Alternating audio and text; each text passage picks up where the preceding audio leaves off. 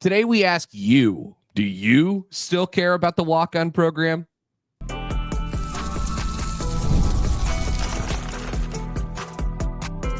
You are Locked On Nebraska, your daily Nebraska Cornhuskers podcast, part of the Locked On Podcast Network, your team every day. All right, good morning, and thanks for making Locked On Nebraska your first listen every day. We are free and available wherever you get your podcasts, and we're on YouTube, part of the Locked On Podcast Network, your team every day. Welcome in Thursday episode of the Locked On Nebraska podcast. I'm Mitch Sherman from The Athletic. Connor Happer, 1620 The Zone, is with me. We'll get to some Nebraska basketball. I'm not sure actually why we would want to talk about that in this moment after Wednesday night, but we will. The Huskers got blown out 89-72 by a Penn State team that was last in the Big Ten and had lost 7 consecutive games. But we do want to start the show today with this question. Do people still care about things like the Nebraska walk-on program? Do they pay attention to anything that doesn't relate directly to winning games? And I say directly because I think there's an indirect link between a lot of this stuff and winning games. I asked this question, Connor, because the subject came up Wednesday after I wrote about Connor Keneally, the walk-on Nebraska legacy kid who grew up wanting to play in this program, and he might lose his spot on the team because he's not one of the top 105 players. In fact, if you read in the article, an injury that he suffered in December is really the only thing right now that's keeping him afloat for 2025. So there's growing sentiment that exists among Nebraska fans, as I've found, that this kind of stuff doesn't really move the meter as much. And I don't mean a story like his. I mean just the fact that he's a walk-on, that he's struggling for a spot, that college football is changing. It seems to be all about the bottom line. And my question is that what Nebraska football has come to? I don't think you're wrong about this. I mean, we talked about a topic, you and I did, Mitch, on my show yesterday that's pretty similar to this. Like when we talk about, revenue sharing and the House settlement, people's eyes just sort of glaze over. I think that's what I've sensed. Unless you really, really are into the minutia and the details. But basically the sentiment that I've heard from people is, yeah, whatever. Just tell me when. Tell me when the team's ready, and tell me when we got this whole paid for play thing figured out, and tell me when everybody's in the right conference.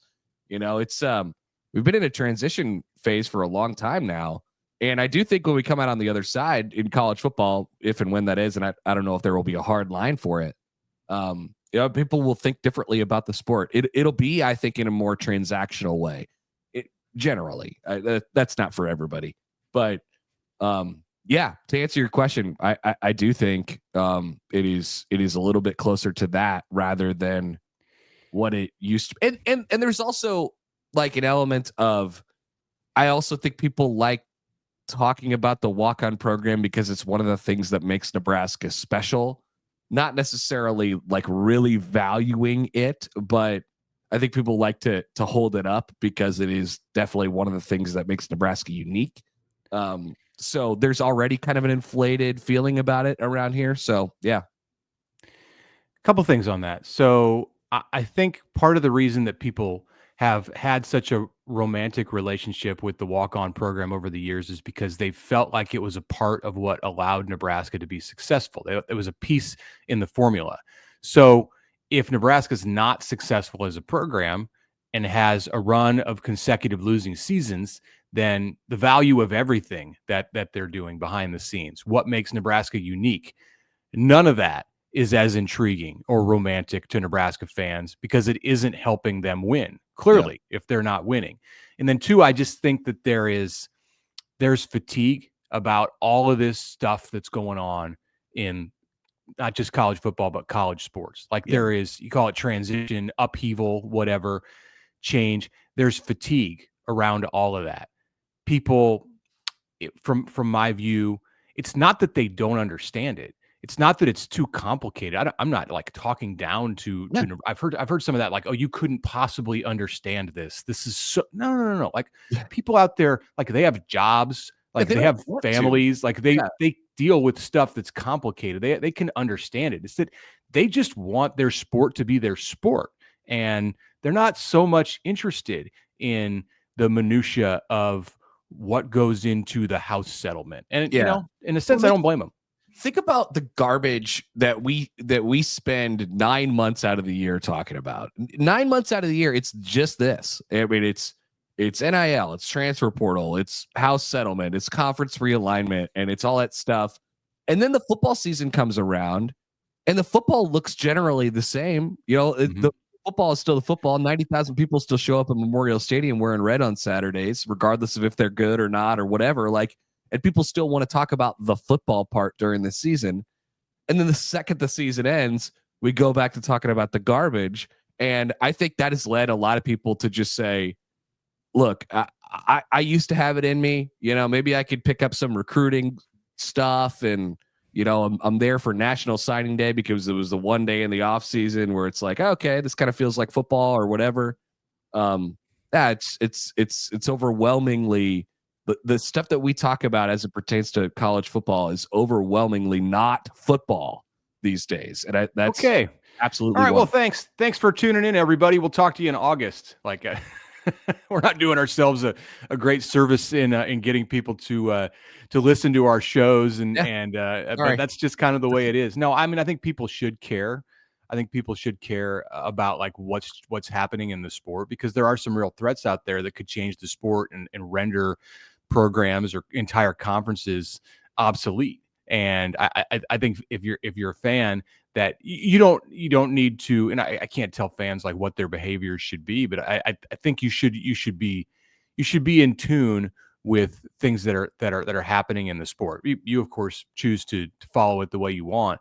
I was a little bit taken aback with some of the reaction to telling the story about, go back to Connor Keneally, about a player who is connected to Nebraska's past and has a story, the type of story that's connected to Nebraska's past. And I kind of got that vibe. And I'm just talking about social media. I mean, it's hard you can't gauge the public's reaction based off of a few responses to a post on X or another social media platform. It's more just like what I hear when I'm out there. Oh, this is going on, and I didn't realize this, or I'm not so much in tune with what's going on with the walk-ons these days, because the reality is there's going to be fewer and fewer of them. And I do think it bleeds over to an area too, Connor, that people have long been passionate about when it comes to college football and Nebraska football, and that's recruiting. I think there's somewhat less excitement about what's happening there, because this is all part of the same conversation. And so many of the players who come in and sign as recruits last a year or two and then go to the transfer portal. It mirrors what Matt Rule talked about. When he sat down with Josh Pate, he was like, he had this 2-minute thing about how, coaches that he has hired, weren't necessarily great play callers or something like that before they got into head coaching positions. And he doesn't think that's a bad thing, especially for these days in college football. He says hey, 90%, almost 100% of what I do every single day is not at all in any way related to what play I'm going to call on third down, and it's not, the conversation is dominated by not football. And I think so you have to evaluate if you're like me, I like getting into the minutia part of the stuff, whether or not I did podcasts or a radio show, because I like sort of the bigger picture and the general manager, commissioner sort of aspect of the entire thing. But if you just are here for the football and you just want to watch fullbacks blow dudes up in the A gap, sorry, it's 12. Think about a lot of months of the year are just not for you anymore. Think about the NFL and how crazy people are for the draft and for free agency. Yeah. Yes. And that aspect of college football, I think, hasn't quite caught on with the general fan.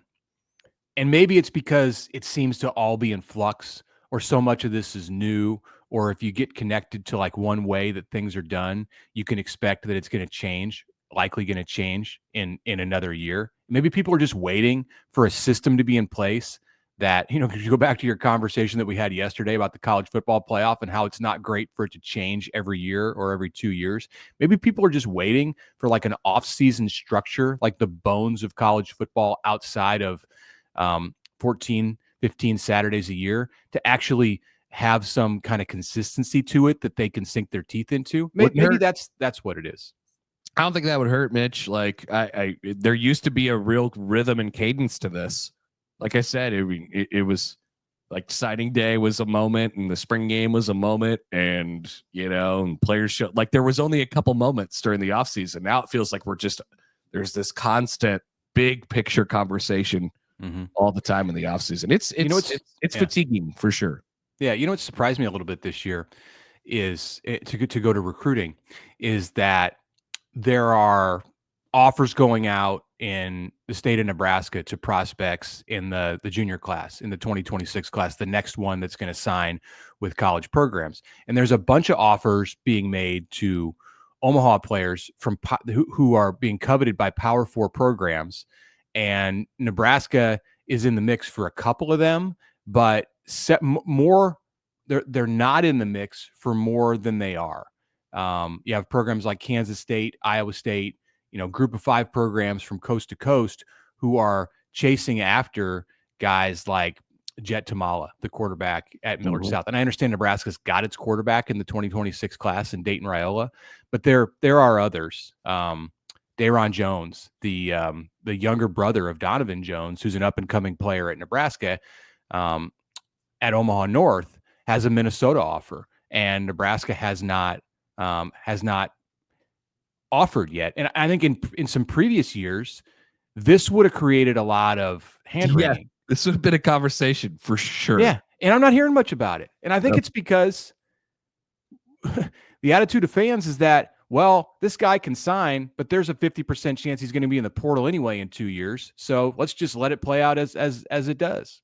Yeah, it's definitely changed. There's no doubt about it. Recruiting has been one of the biggest things that's been affected. I think so many people are just on the line now of, yeah, okay, whatever. They're going to transfer in 2 years anyway. So, what's the big deal? So, yeah, we can continue that conversation, and there's a few more arms to it as well. But Nebraska basketball last night wasn't so good against Penn State. We'll get into that next. But first, a message from our friends from Roy. Attention to you, Locked On Nebraska fans. The future of college sports is here. Perfectly placed ad. Before the Roy app, NIL negotiations often happened under the table, and fans didn't have a clear way to directly support the athletes they love. Now, with Roy, you get to be a part of the change and support your favorite college athletes in the most transparent way possible. Roy, the NIL app, allows you to choose the player you want to support, decide how much to contribute, receive exclusive content from the athletes that you back, and if your player transfers, you get your money back. It's a risk-free investment, a risk-free way to show your support. The Roy app is giving fans control. No more uncertainty. Now you can provide transparent, impactful support and help shape the team and the future of college sports with your contributions. You can download the Roy app now from the App Store, as you should, and start backing Nebraska athletes the way that they deserve, with a transparency, trust, and a real impact. This is the future of college sports.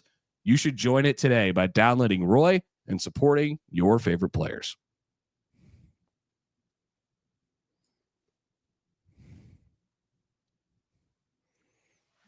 All right, welcome back. Connor Happer, Mitch Sherman with you here on a Thursday. Locked On Nebraska. Mailbag questions. Oh, yes. Tomorrow, let's get them in. For the mailbag show, which is coming up tomorrow on a Friday. Nebraska final mailbag of the month of February. Sorry. Whoa. No. We got February 28th next Friday. One more. Okay. One more. Whoa. March mailbag. March. Thought we were getting to March. Oh, yeah. Year, by the way, Mitch. Almost a year of podcasts here. Yeah, you know what? That's a great point. I wanted to mention something. We are closing in on 6,000 subscribers on YouTube. We're at like 5,850. So help us out. If you're listening on Apple Podcasts or Spotify, go check us out. You can actually see us, or just close your screen down and you can hear us on YouTube, but subscribe on YouTube. That helps us. It helps the show. Let's get to 6,000 by start of spring football. We can do it before that, by the end of February.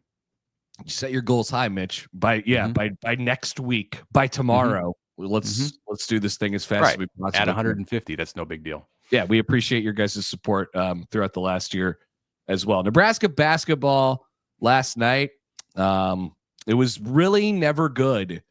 And remember, they came back and looked really, really sloppy in the first half against Northwestern on Sunday, and found a way to come back, storm all the way back by playing 15 good minutes of basketball on the road at Northwestern.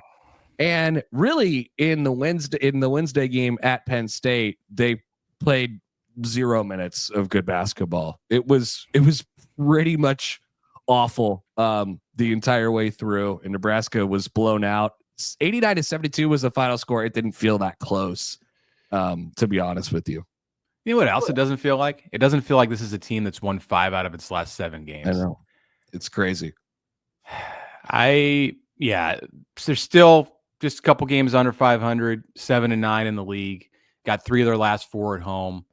Definitely a chance to win 3 of their last 4. You do that, you finish 10-10 in the Big Ten. I think they're in good shape for the NCAA tournament, but a 17-point loss at Penn State, which is struggling to stay above 500 with its overall record, is not going to look good to the committee alongside a big loss at more respectable Big Ten opponents like Purdue, Michigan State, and Wisconsin.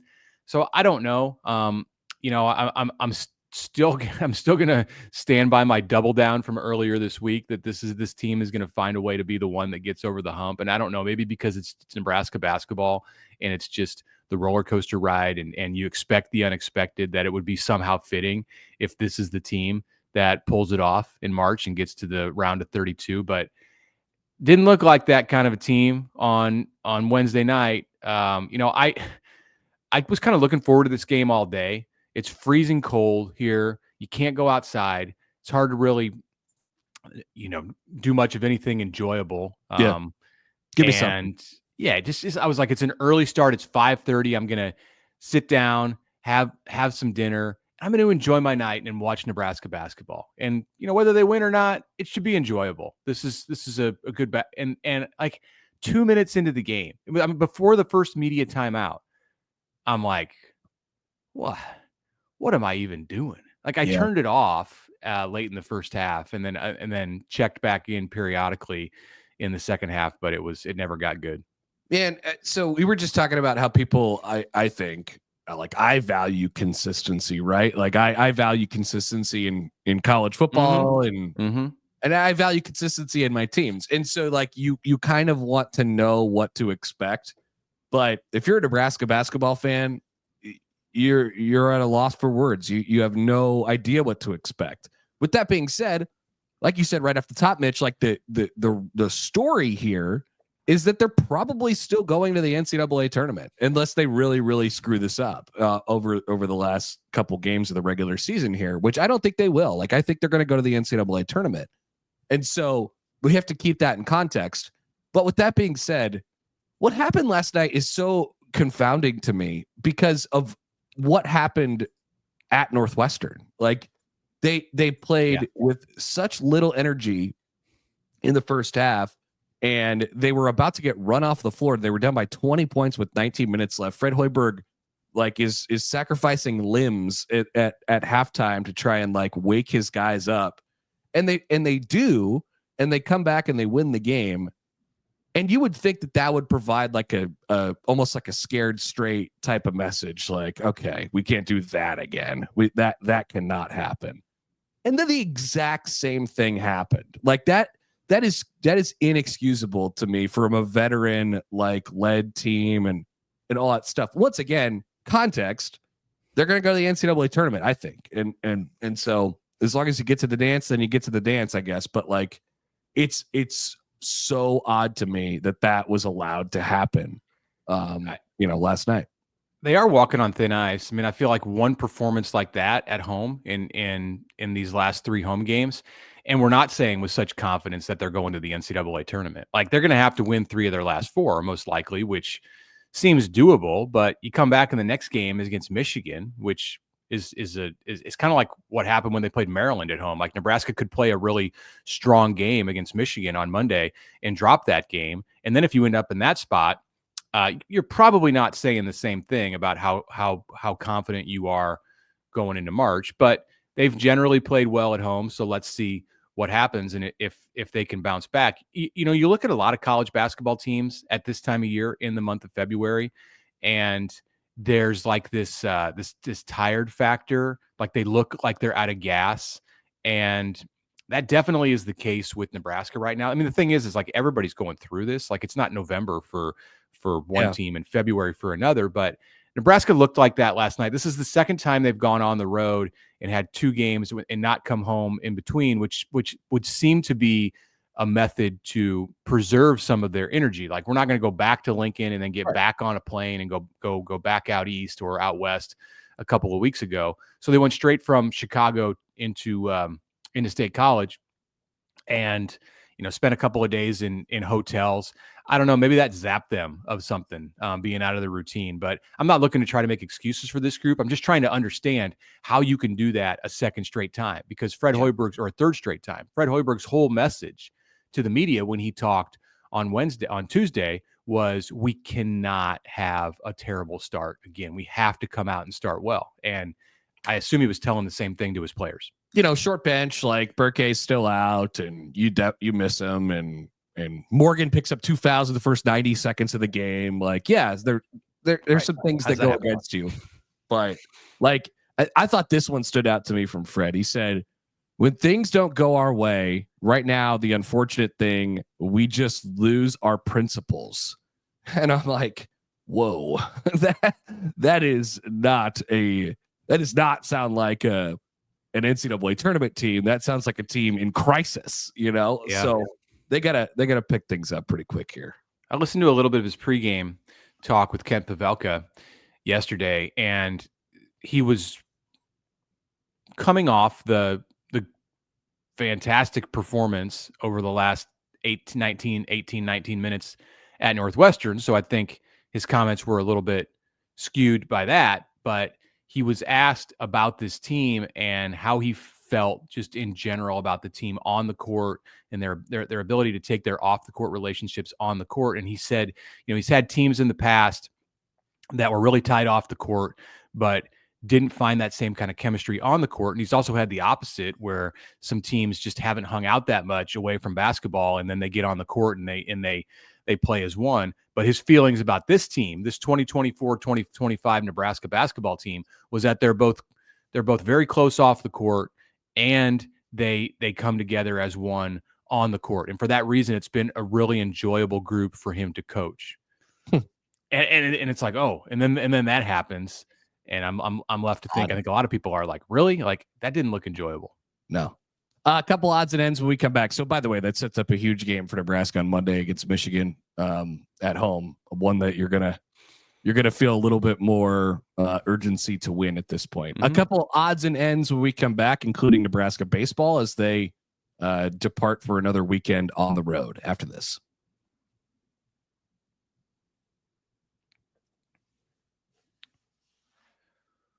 We're back. Final segment on this Thursday show, the Locked On Nebraska podcast. Mitch Sherman, Connor Happer with you. Get your mailbag questions in for the Friday episode. We will get that out to you early on Friday. Nebraska football has finalized its X's and O's clinic, Connor, for April 4th and 5th. This is a staple of spring practice. And the keynote speakers I found interesting. You got 2 of them, one on the Friday night session and then one on the Saturday session. John Cook, recently retired Nebraska volleyball coach, is going to live out his dream and present to football coaches. I'm sure this will be a lot about leadership and just coaching in general. But John has always had this interest in football, and at one point in his life saw himself as a football coach. So he's going to talk to a bunch of football coaches, high school coaches, small college coaches on the Friday night in April of that clinic. And then on Saturday, they've got Tim Polasic, the North Dakota State head coach. Polasic? Polasek coming in after a national championship, an FCS national champion. The Bison, they won it again this year down in Texas. So It was all last of the year when they had Bill Belichick, right? There was this yeah. 2.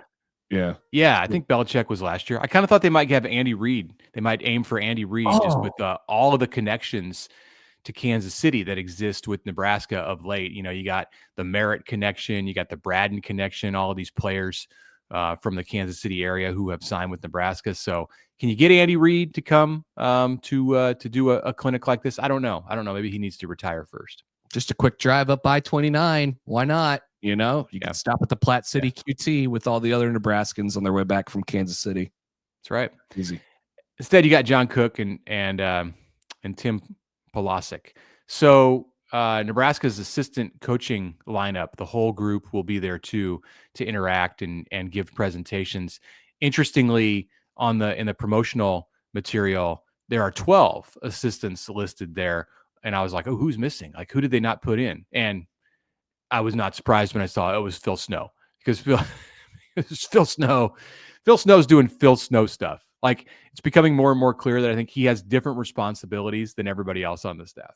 Yeah, feels. I don't even know what we would call that. Like, they have him labeled as like an associate head coach, but like, or like roamer or something like that. He just kind of goes wherever attention is necessary. I'm not sure. Well-paid consultant. I mean, he was kind of a consultant last year, and now he's coming on in an official role. But I think he's going to do a lot of the same stuff. Just he'll be here physically, and of course be more involved. But like the general day-to-day that an assistant coach does, like participate in a clinic, you know, probably when the camps come around in June, you'll see less of Phil Snow than you will of the other coaches on staff. And that's fine. There's still more of them. There's still 12 who are, full-time on-field assistant coaches other than Snow.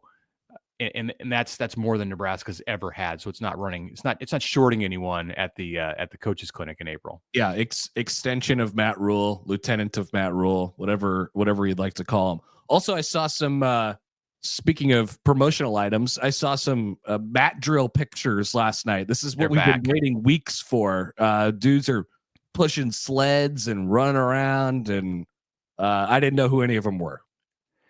I know. I think they made a point not to show I saw a Buford. It was Mario, not Marquise, but I recognized him. Most of the faces and even the numbers look to be depth players or among the there are 13 freshmen and 16 transfers who are a part of the mat drills here this spring. So 29 new players that are out there running around, and on the roster they don't have numbers assigned to them, unfortunately. So when you see the video that's coming across the social media wires, like I was looking up last night, who's number 80? Yeah, this is that time. This is that time of year. You're cross-referencing with the roster as you watch the videos. If you're into that, I don't know, Nebraska football fans, maybe all you want to do is win games in October and you don't care about the mat drills. But Nebraska thinks that you care, and they enjoy putting out the social media stuff. So watch for more of that over the weeks to come. Speaking of that social media stuff, so yesterday I saw that Nebraska lost one of its more notable, I would say, at least somebody who we've heard Matt Rule talk about, more notable support staff pieces in Jordan Litton. So Jay Litt, as he's known on X, he's gone to UCF to join Scott Frost and getting some of the band back together. You know, you got Sean Beckton and Sean Beckton Jr., who were both, of course, at Nebraska during Frost time. Travis Fisher is there. Steve Cooper, the offensive coordinator, was a staffer at Nebraska. A little surprised. I thought Litton, just, he was behind the Chasing 3 stuff, and I kind of thought, and there were others, but he was kind of the main guy. I thought that Nebraska might do what was needed to keep him in that role, because they liked the work that he was doing. There is a lot of familiar names on the support staff list who were either at Nebraska the last 2 years, or at Nebraska when Frost was coaching at Nebraska. I mean, there's a handful of them. I don't know if people would recognize the names because once again, details. But Ryan Callahan has been here since Frost left. I mean, he was still here last year. Like you said, Travis Fisher is in a quality control role. Andrew Strope was in the weight training department when Frost was here. Sean Beckton Jr., Dimitri Brim as an analyst. Yeah. There's a few of them that are in there if they're names that sort of look familiar that are going to go work for Frost. He took Zach Duvall too. His he did. His cohort and longtime strength coach. It'll be interesting to watch for sure. UCF kind of it's like it's the old Nebraska getting back together. Can it work in the Big 12? Well, this will be an interesting experiment. They'll have to make the Big 12 adjust to them probably. Mm-hmm. That's happening as we speak.